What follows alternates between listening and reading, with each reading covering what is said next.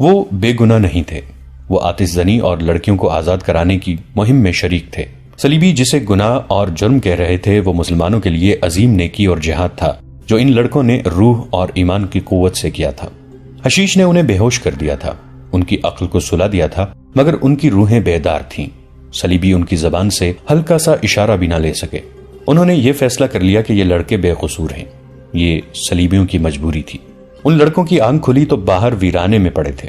صلیبیوں نے انہیں بے ہوشی کی حالت میں دور لے جا پھینکا تھا۔ وہ اٹھے، ایک دوسرے کو دیکھا اور گھروں کو چل دیے۔ جو عیسائی اور یہودی باشندے آتش زنی کی رات شہر سے نکل گئے تھے، وہ یہ دیکھ کر کہ کوئی حملہ نہیں ہوا اور امن و امان ہے تو واپس آنے لگے۔ صلیبیوں کی فوج جو باہر خیمہ زن تھی، اس نے بھی انہیں یقین دلایا کہ کوئی حملہ نہیں ہوا، وہ واپس چلے جائیں۔ چنانچہ ایک حکم کے تحت شہر کے دروازے ان لوگوں کے لیے کھلے رکھے گئے جو واپس آ رہے تھے۔ لوگ کنبہ در کنبہ چلے آ رہے تھے اور انہی میں برجیس بھی کرک میں داخل ہو گیا اور اس کے ساتھ سلطان ایوبی کے 15 چھاپا مار بھی شہر میں داخل ہو گئے۔ کرک کے لوگوں نے دیکھا کہ وہ چپ چاپ اور غریب سا موچی جو دنیا کے ہنگاموں سے بے خبر راستے میں بیٹھا جوتے مرمت کیا کرتا تھا، 3 دنوں کی غیر حاضری کے بعد پھر راستے میں آ بیٹھا ہے۔ اس نے رات ہی رات 15 کے 15 چھاپا ماروں کو عثمان صارم اور اس کے نوجوان ساتھیوں کی مدد سے مسلمان گھرانوں میں چھپا دیا تھا۔ ان میں اب کوئی کسی دکان میں ملازم تھا، کوئی صلیبیوں کے استبل کا سائس بن گیا تھا، کوئی مذہب کے طالب علم کے روپ میں مسجد میں جھاڑو دیتا تھا۔ انہیں اب یہ دیکھنا تھا کہ سلطان ایوبی کے حملے کی صورت میں وہ اندر سے کیا کر سکتے ہیں۔ کرنے والا کام صرف یہ تھا کہ کہیں سے قلعے کی دیوار میں اتنا بڑا شگاف پیدا کر دیں کہ وہاں سے گھوڑے بھی اندر آ سکیں یا قلعے کا کوئی دروازہ کھول سکیں۔ وہ انہی کاموں کے لیے زمین ہموار کر رہے تھے۔ عثمان صارم نے اپنی نوجوان جماعت میں اضافہ کر دیا تھا۔ لڑکیاں بھی تیار ہو گئی تھیں، مگر رینی الیگزینڈر سائے کی طرح عثمان صارم کے ساتھ لگی ہوئی تھی۔ اسے راستے میں روک لیتی تھی، اس کے گھر چلی جاتی تھی اور ایک روز اس نے عثمان صارم سے پوچھا، عثمان، النور کہاں ہے؟ تمہاری قوم کے کسی گنہگار کے پاس، عثمان صارم نے جل کر جواب دیا۔ اس پر اللہ کی لعنت، رحمت کہو عثمان، رینی نے کہا۔ تم ہمارے خلاف لڑ کر مرنے والوں کو شہید کہا کرتے ہو، النور شہید ہو گئی ہے۔ عثمان صارم چکرا گیا، اسے کوئی جواب نہ بن پڑا۔ اور ان 2 لڑکیوں کو اٹھانے والوں میں تم بھی تھے، رینی نے کہا، لیکن تم ابھی تک گرفتار نہیں ہوئے۔ میں نے کہا تھا نا، تمہاری قید اور آزادی کے درمیان میرا وجود حائل ہے، کہو اور کتنی قربانی مانگتے ہو؟ عثمان صارم آخر نوجوان تھا، جس میں جتنا جوش اور جذبہ تھا اتنی عقل نہیں تھی۔ وہ دانش مند نہیں تھا۔ رینی کی باتوں نے اسے پریشان کر دیا۔ اس نے جھنجھلا کر پوچھا، رینی تم کیا چاہتی ہو؟ ایک یہ کہ میری محبت قبول کر لو، رینی نے جواب دیا۔ دوسرا یہ کہ ان زمین دوز حرکتوں سے باز آ جاؤ۔ تم اپنی قوم اور اپنی حکومت سے محبت کرتی ہو، عثمان صارم نے کہا۔ اگر تمہارے دل میں میری محبت اتنی شدید ہے تو میری قوم سے ہمدردی کیوں نہیں کرتی؟ مجھے نہ اپنی قوم سے محبت ہے نہ تمہاری قوم سے، رینی نے کہا۔ میں تمہیں خطرناک کارروائیوں سے صرف اس لیے روک رہی ہوں کہ تم مارے جاؤ گے، حاصل کچھ بھی نہیں ہوگا۔ میں جذباتی نہیں، حقیقت کی بات کر رہی ہوں کہ سلطان ایوبی کرک فتح نہیں کر سکے گا۔ میں اپنے باپ کی بتائی ہوئی باتوں کے مطابق بات کر رہی ہوں۔ جنگ محاصرے کی نہیں ہوگی، باہر کرک سے دور ہوگی۔ ہمارے کمانڈر ایوبی کی چالیں سمجھ گئے ہیں۔ شوبک کی شکست سے انہوں نے سبق حاصل کر لیا ہے، اب کرک کے محاصرے کی نوبت ہی نہیں آئے گی۔ اگر تم لوگوں نے شہر کے اندر سے کوئی کارروائی کی تو اس کا نتیجہ یہی ہوگا کہ مارے جاؤ گے یا گرفتار ہو کر باقی عمر ناقابل برداشت اذیتوں میں گزارو گے۔ میں تمہیں صرف زندہ اور سلامت دیکھنا چاہتی ہوں۔ عثمان صارم سر جھکائے ہوئے وہاں سے چل پڑا۔ اسے رینی کی آواز سنائی دی، سوچو عثمان، سوچو، میری باتیں ایک غیر قوم کی لڑکی کی باتیں سمجھ کر ذہن سے اتار نہ دینا۔ میں آپ سب کو ایک بار پھر بتا دینا چاہتا ہوں کہ یہ کرک ہے، شوبک نہیں۔ سلطان ایوبی نے اپنے کمانڈروں کو آخری ہدایات دیتے ہوئے کہا، صلیبی چوکنے اور بیدار ہیں۔ میری جاسوسی مجھے بتا رہی ہے کہ ہمیں ایک جنگ کرک سے باہر لڑنی پڑے گی۔ شہر کے اندر سے مسلمانوں نے کوئی زمین دوز کارروائی کی تو شاید وہ ہمارے کام نہیں آ سکے گی۔ اس کا نتیجہ یہ بھی ہو سکتا ہے کہ وہ بیچارے مارے جائیں گے۔ میں انہیں اتنے بڑے امتحان میں نہیں ڈالنا چاہتا۔ انہیں بچانے کی ایک ہی صورت ہے کہ حملہ تیز اور بہت سخت کرو۔ ایسی ہی چند اور ضروری احکامات کے بعد سلطان ایوبی نے اس فوج کو کوچ کا حکم دے دیا جسے کرک کا محاصرہ کرنا تھا۔ کوچ سورج غروب ہونے کے بعد کیا گیا، فاصلہ زیادہ نہیں تھا۔ صبح طلوع ہونے تک فوج کرک کے مضافات میں پہنچ گئی، جہاں سے محاصرے کی ترتیب میں آگے بڑھی۔ اس فوج کے سالار کے لیے ایک عجوبہ یہ تھا کہ راستے میں اسے صلیبیوں کا کوئی ایک دستہ بھی نظر نہ آیا۔ اسے بتایا گیا تھا کہ صلیبیوں نے باہر بھی فوج خیمہ زن کر رکھی ہے۔ اسے ایسے راستے سے بھیجا گیا جس طرف صلیبیوں کی فوج نہیں تھی۔ پھر بھی مزاحمت ضروری تھی، جو بالکل ہی نہ ہوئی۔ مسلمانوں کی اس فوج نے قلعے کا محاصرہ کر لیا۔ قلعے کی دیواروں سے تیروں کی بارش برسنے لگی۔ سلطان ایوبی کی فوج نے اس کے جواب میں کوئی شدید کارروائی نہ کی۔ ان کے کماندار ادھر ادھر سے دیواروں پر چڑھنے یا نقب لگانے یا کسی دروازے کو توڑ کر اندر جانے کے امکانات دیکھتے پھر رہے تھے۔ انہوں نے تیر اندازوں کو بھی خاموش رکھا۔ ان کے ساتھ وہ جاسوس تھے جو شہر سے واقف تھے۔ وہ انہیں بتا رہے تھے کہ اندر کون سی اہم جگہ کہاں ہے۔ شہر کے اندر ابھی کسی کو خبر نہیں ملی تھی کہ سلطان ایوبی کی فوج نے قلعے کا محاصرہ کر لیا ہے، لیکن یہ محاصرہ ابھی مکمل نہیں تھا۔ عقب ابھی خالی تھا، جہاں 2 دروازے تھے۔ اچانک قلعے کے اندر فوجی علاقے میں آگ برسنے لگی۔ یہ آتش گیر مادے والی ہانڈیاں تھیں جو سلطان ایوبی کی ایجاد تھی۔ یہ منجنیقوں سے اندر پھینکی جا رہی تھی۔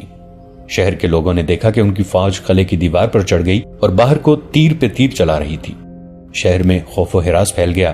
عیسائی اور یہودی باشندے گھروں میں دبک گئے۔ مسلمان باشندے دعاؤں میں مصروف ہو گئے۔ وہ سلطان ایوبی کی فتح کی دعائیں مانگ رہے تھے۔ کچھ مسلمان ایسے تھے جو دعاؤں کے ساتھ ہی بڑی خطرناک سرگرمیوں میں مصروف تھے۔ یہ وہاں کے نوجوان تھے جن میں لڑکیاں بھی تھیں اور ان میں سلطان ایوبی کے 15 چھاپا مار بھی تھے۔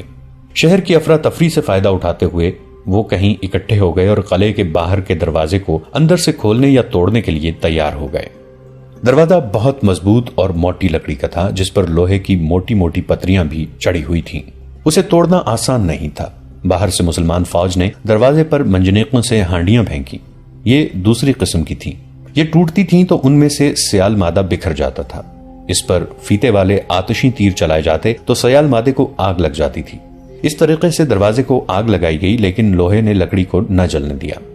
دروازہ بہت ہی مضبوط تھا۔ اوپر سے صلیبیوں نے وہ تیر برسانے شروع کر دیے جو بہت دور تک جاتے تھے۔ یہ منجنیقوں تک پہنچ گئے، جس سے کئی آدمی زخمی اور شہید ہو گئے۔ اس خطرے سے بچنے کے لیے منجنیقیں پیچھے کر لی گئیں اور آگ پھینکنے کا طریقہ ناکام ہو گیا۔ آخر مسلمان تیر اندازوں کو حکم دیا گیا کہ قلعے کی دیواروں پر جو دشمن کے سپاہی ہیں ان پر تیر برسائیں۔ سارا دن دونوں طرف سے تیر اندازی ہوتی رہی۔ ہوا میں صرف تیر اڑتے نظر آتے تھے۔ صلیبی دفاعی پوزیشنوں میں تھے اور دیواروں کی بلندی پر بھی تھے، اس لیے زیادہ نقصان مسلمان فوج کا ہو رہا تھا۔ مسلمانوں کے نقب زن جو قلعوں کی دیواریں توڑنے کے ماہر تھے، ہر طرف گھوم پھر کر دیکھ رہے تھے کہ دیوار میں کہاں شگاف ڈالا جا سکتا ہے۔ وہاں چاروں طرف سے اتنے تیر آ رہے تھے کہ دیوار کے قریب جانا خودکشی کے برابر تھا۔ شام سے کچھ دیر پہلے نقب زنوں کی 8 آدمیوں کی ایک جماعت آگے بڑھی۔ یہ جانباز جب دیوار سے تھوڑی دور رہ گئے تو اوپر سے ان پر اس قدر تیر برسے اور تیروں کے ساتھ اتنی زیادہ برچیاں آئیں کہ 8 جانباز وہیں شہید ہو گئے۔ ایک ایک کے جسم میں کئی کئی تیر اور برچیاں لگیں۔ رات کا پہلا پہر تھا۔ رینی اپنے گھر میں تھی۔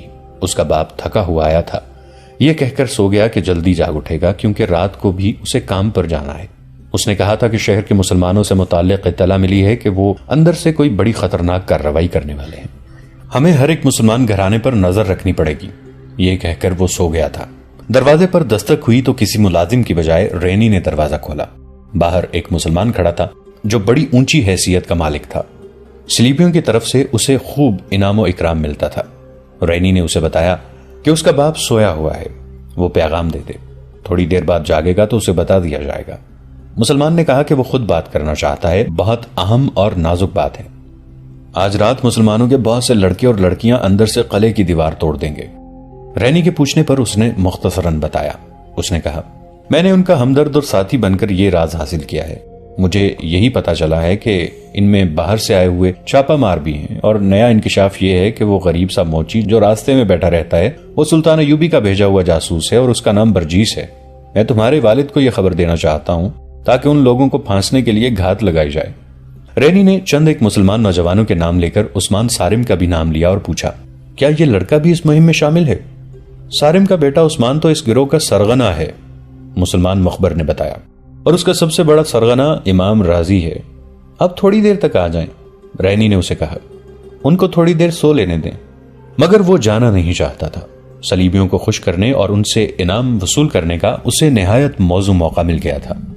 اس کے متعلق مسلمانوں کو معلوم نہیں تھا کہ قرآن کی بجائے صلیب کا وفادار ہے۔ اسی روز مسلمان نوجوانوں اور چھاپا ماروں نے دیوار توڑنے کی اسکیم بنائی تھی۔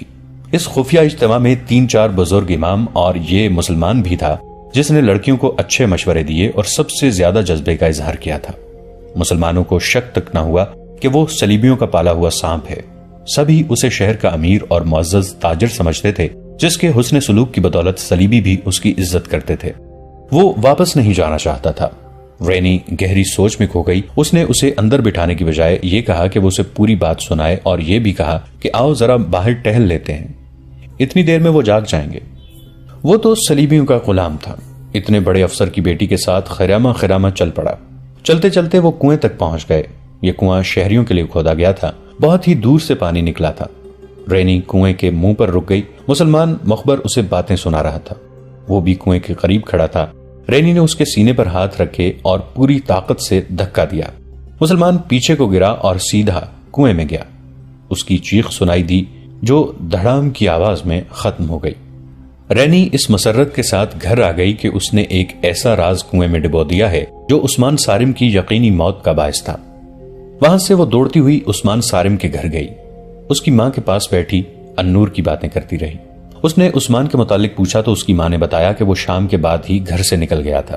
رینی کو خیال آیا کہ وہ دیوار توڑنے کی مہم پر چلا گیا ہوگا۔ وہ اسے روکنا چاہتی تھی۔ اسے ڈر یہ تھا کہ اس کے اجتماع میں کوئی اور مخبر بھی ہوگا، کہیں ایسا نہ ہو کہ کسی اور نے فوج کو اطلاع دے دی ہو۔ وہ باہر نکل گئی اور اس طرف چل پڑی جس طرف ان لوگوں نے دیوار توڑنے کا منصوبہ بنایا تھا۔ اس مسلمان نے جسے اس نے کنویں میں پھینک دیا تھا بتا دیا تھا کہ چھاپا مار دیوار کے اوپر جا کر صلیبی تیر اندازوں کو ایسے طریقے سے ختم کریں گے کہ کسی کو پتہ نہ چل سکے۔ نوجوان لڑکے اور لڑکیاں نیچے سے دیوار کھودیں گے۔ دیوار جو کہ مٹی کی تھی اور اس کی چوڑائی اتنی زیادہ تھی کہ اس پر 2 گھوڑے پہلو بہ پہلو آسانی سے دوڑ سکتے تھے۔ مٹی کی وجہ سے اس کی کھدائی مشکل نہیں، وقت طلب ضرور تھی۔ اس پارٹی نے بوقت ضرورت لڑائی کا انتظام بھی کر رکھا تھا۔ ان کے پاس خنجر اور برچھیاں بھی تھیں۔ یہ ایک غیر معمولی طور پر دلیرانہ مہم تھی جس کی ناکامی کے امکانات زیادہ تھے۔ انہوں نے جگہ ایسی منتخب کی تھی جہاں پکڑے جانے کا امکان ذرا کم تھا۔ یہ گروہ مقررہ جگہ کی طرف روانہ ہو گیا۔ رینی اسی طرف دوڑی جا رہی تھی۔ وہ عثمان صارم کو روکنا چاہتی تھی۔ اسے شاید علم ہو گیا تھا کہ یہ لوگ پکڑے جائیں گے اور عثمان صارم مارا جائے گا۔ ان جانبازوں کا جانے کا طریقہ اور راستہ کچھ اور تھا۔ رینی وہاں پہنچ گئی جہاں سے دیوار توڑنا تھی۔ وہاں ابھی کوئی نہیں پہنچا تھا۔ اس نے اندھیرے میں ادھر ادھر دیکھا۔ اچانک پیچھے سے اسے کسی نے پکڑ لیا اور گھسیٹ کر پرے لے گیا۔ یہ ایک فوجی تھا۔ پرے لے جا کر فوجی نے اس سے پوچھا کہ وہ کون ہے۔ اس نے باپ کا نام لیا۔ اسے کہا گیا کہ وہ وہاں سے چلی جائے مگر وہ وہاں سے نہیں ہٹنا چاہتی تھی۔ وہاں دراصل فوج کا ایک پورا دستہ چھپا ہوا تھا۔ اس کے کمانڈر نے رینی کو بتایا کہ مسلمانوں کا ایک گروہ یہاں نقب لگانے آ رہا ہے اور اسے پکڑنے کے لیے گھات لگائی گئی ہے۔ یہ اطلاع ایک اور مسلمان مخبر نے فوج کو دی تھی۔ رینی انہیں یہ نہیں کہہ سکتی تھی کہ وہ گھات سے اٹھ جائیں۔ وہ تو صرف عثمان صارم کو بچانا چاہتی تھی۔ اس مسلمان نوجوان کی محبت نے اس کی عقل پر پردہ ڈال دیا تھا۔ اتنے میں ایک فوجی نے کہا، اطلاع غلط نہیں تھی، وہ آ رہے ہیں۔ رینی تڑپ اٹھی۔ اس نے چلا کر کہا، عثمان واپس چلے جاؤ۔ دستے کے کمانڈر نے اس کے منہ پر ہاتھ رکھ دیا اور کہا، یہ بدبخت جاسوس معلوم ہوتی ہے، اسے گرفتار کر لو۔ لیکن گرفتاری کی انہیں مہلت نہ ملی کیونکہ کچھ دور سے شور شرابہ سنائی دینے لگا تھا۔ جانبازوں کی یہ پارٹی سیدھی گھات میں آ گئی تھی۔ صلیبیوں کے دستے کی تعداد زیادہ تھی، بیشتر اس کے کہ جانباز سنبھلتے وہ گھیرے میں آ چکے تھے۔ مشعلیں جل اٹھیں جن کی روشنی میں جانباز صاف نظر آنے لگے۔ ان کے پاس کھدائی کا سامان، برچیاں اور خنجر تھے۔ بھاگ نکلنے کی کوئی صورت نہیں تھی۔ ان میں 11 لڑکیاں تھیں۔ صلیبی کمانڈر نے بآواز بلند کہا، لڑکیوں کو زندہ پکڑو۔ چھاپا ماروں میں سے کسی نے کہا، مجاہدو بھاگنا نہیں، ایک ایک لڑکی کو ساتھ رکھو۔ اور جو مار کا لڑا گیا وہ بڑا ہی خون ریز تھا۔ چھاپا مار تو تربیت یافتہ لڑاکے تھے، خوب لڑے، لیکن لڑکوں اور لڑکیوں نے صلیبیوں کو حیران کر دیا۔ لڑکیاں ڈرنے کی بجائے نوجوانوں کو للکار رہی تھیں۔ انہیں زندہ پکڑنے کی کوششوں میں متعدد صلیبی ان کے خنجروں کا شکار ہو گئے، مگر صلیبی تعداد میں زیادہ تھے۔ چونکہ یہ معرکہ قلعے میں لڑا جا رہا تھا، اس لیے صلیبی فوج کے 2 دستے آ گئے۔ اس معرکے میں ایک نسوانی آواز بار بار سنائی دیتی تھی، عثمان نکل جاؤ، عثمان تم نکل جاؤ۔ یہ رینی کی آواز تھی۔ اس وقت تک عثمان صارم لڑ رہا تھا۔ اس کے سامنے ایک صلیبی آیا۔ عثمان کے پاس خنجر تھا اور صلیبی کے پاس تلوار۔ اچانک اس سلیبی کی پیٹھ میں ایک خنجر داخل ہو گیا۔ یہ رینی کا خنجر تھا۔ ایک اور سلیبی نے اسے للکارا۔ اس نے مرے ہوئے سلیبی کی تلوار اٹھا لی اور مقابلے پر اتر آئی۔ عثمان صارم اس کی مدد کے لیے آگے بڑھا، لیکن کسی سلیبی کی تلوار نے اسے شہید کر دیا۔ کچھ دیر بعد جانبازوں میں سے صرف 2 لڑکیاں زندہ رہیں۔ وہ اکٹھی تھیں اور بہت سے سلیبیوں کے گھیرے میں آ گئیں۔ گھیرا تنگ ہو رہا تھا۔ انہیں کہا گیا کہ وہ خنجر پھینک دیں۔ دونوں نے ایک دوسرے کی طرف دیکھا۔ دونوں بیک وقت اپنا اپنا خنجر اپنے اپنے دل پر رکھا اور دوسرے ہی لمحے انہوں نے خنجر اپنے دلوں میں اتار دیے۔ رینی کو زخمی کر کے پکڑ لیا گیا تھا۔ اس نے بعد میں پاگل پن کی کیفیت میں بیان دیا کہ وہ اس اسکیم کو ناکام کر کے عثمان صارم کو بچانا چاہتی تھی۔ قلعے کی دیوار توڑنے کی امید ختم ہو گئی۔ شہر کے اندر مسلمانوں کی تخریب کاری بھی ختم ہو گئی۔ مسلمانوں کی قیادت کرنے والے جہانباز شہید ہو چکے تھے۔ برجیس بھی شہید ہو چکا تھا، لیکن سلطان ایوبی کی امیدیں صرف ان سرفروشوں کے ساتھ وابستہ نہیں تھی۔ وہ قلعے سر کرنا جانتے تھے۔ ابھی تو محاصرے کا دوسرا دن تھا، مگر اب کے صلیبیوں نے بھی قسم کھائی تھی کہ وہ کرک کا قلعہ سلطان ایوبی کو نہیں دیں گے۔ صلاح الدین ایوبی نے صلیبیوں کے غیر معمولی طور پر مستحکم مستقر کرک پر ایسی بے خبری میں حملہ کیا تھا کہ صلیبیوں کو اس وقت خبر ہوئی جب سلطان ایوبی کی فوج کرک کو محاصرے میں لے چکی تھی، لیکن محاصرہ مکمل نہیں تھا۔ یہ سے طرفہ محاصرہ تھا۔ جاسوسوں نے سلطان ایوبی کو یقین دلایا تھا کہ کرک شہر کے مسلمان باشندے ان چھاپا ماروں کے ساتھ جنہیں سلطان ایوبی نے پہلے ہی شہر میں داخل کر دیا تھا، اندر سے قلعے کی دیوار توڑ دیں گے۔ محاصرے کے چوتھے 5ویں روز اندر سے ایک جاسوس نے باہر آ کر سلطان ایوبی کو یہ اطلاع دی کہ تمام چھاپا مار اور چند ایک مسلمان شہری دیوار توڑنے کی کوشش میں شہید ہو گئے ہیں۔ ان میں مسلمان لڑکیاں بھی تھیں اور ان میں ایک عیسائی لڑکی بھی شامل ہو گئی تھی۔ سلطان ایوبی کو یہ بھی بتایا گیا کہ کسی ایمان فروش مسلمان نے اس جانباز جماعت میں شامل ہو کر دشمنوں کو اطلاع دے دی تھی، جس کے نتیجے میں دشمن نے گھات لگائی اور ساری کی ساری جماعت کو شہید کر دیا۔ یہ اطلاع بھی دی گئی کہ اب اندر سے دیوار توڑنے کی امید ختم ہو چکی ہے۔ امیدیں ختم ہونی ہی تھیں۔ صلیبیوں نے جب یہ دیکھا کہ دیوار توڑنے والوں میں کرک کے مسلمان جوانوں اور لڑکیوں کی لاشیں تھیں تو انہوں نے مسلمانوں کی پکڑ دھکڑ اندھا دھند شروع کر دی۔ لڑکیوں تک کو نہ بخشا۔ نوجوانوں کو بیگار کیمپ میں، بوڑھوں کو ان کے اپنے گھروں میں اور نوجوان لڑکیوں کو قلعے کی فوجی بیرکوں میں قید کر دیا۔ ان میں سے کچھ لڑکیوں نے خودکشی بھی کر لی تھی کیونکہ وہ جانتی تھیں کہ کفار ان کے ساتھ کیا سلوک کریں گے۔ سلطان صلاح الدین ایوبی رحمت اللہ علیہ کو بھی یہی غم کھانے لگا کہ کرک کے مسلمانوں کو یہ قربانی بہت مہنگی پڑے گی۔ انہوں نے جب ان جانبازوں کی خبر سنی تو اپنے نائبین سے کہا، یہ کارستانی صرف ایک ایمان فروش مسلمان کی ہے۔ اس ایک غدار نے اسلام کی اتنی بڑی فوج کو بے بس کر دیا ہے۔ ایک وہ ہیں جنہوں نے اللہ کے نام پر جانیں قربان کر دی، ایک یہ مسلمان ہیں جنہوں نے اللہ کا ایمان کفار کے قدموں میں رکھ دیا ہے۔ یہ غدار اسلام کی تاریخ کا رخ پھیر رہے ہیں۔ سلطان ایوبی غصے سے اٹھ کھڑے ہوئے اور اپنی ران پر گھونسا مار کر بولے، میں کرک کو بہت جلدی فتح کروں گا اور ان غداروں کو سزا دوں گا۔ سلطان ایوبی کی انٹیلیجنس کا افسر زاہدان خیمے میں داخل ہوا۔ اس وقت سلطان ایوبی کہہ رہے تھے، آج رات کو محاصرہ مکمل ہو جانا چاہیے۔